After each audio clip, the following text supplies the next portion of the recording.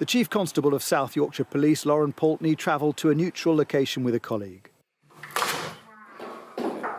to meet a woman who claims that as a child she was raped by a police officer in Sheffield. Hello, nice to see you today.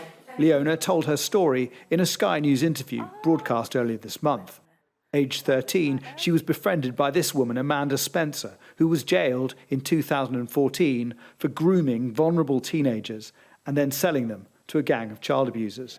Leona said one of the men who abused her was a police officer who later picked her up in his car. She spoke to the Chief Constable and then privately gave details to a counter-corruption officer. Women I've spoken to throughout the year on this issue don't have an awful lot of confidence in the police to investigate these kind of matters.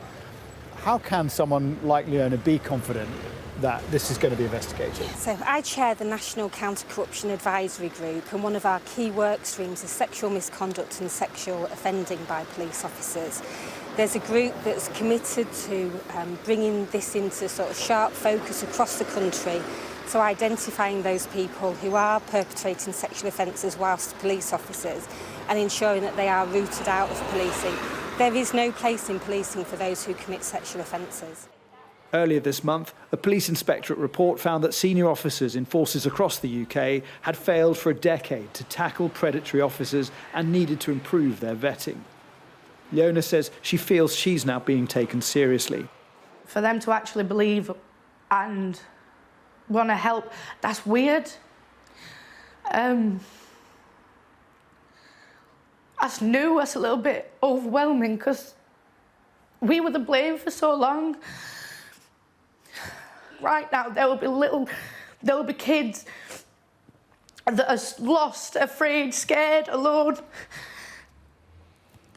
They'll not see any way out, no escape. 14. Leona says she doesn't want to relive her abuse, but is doing it for those children out there somewhere who are still suffering. These situations make you feel like you're the loneliest person in the world. And you shouldn't. Because you're not on your own. I promise you. I promise you.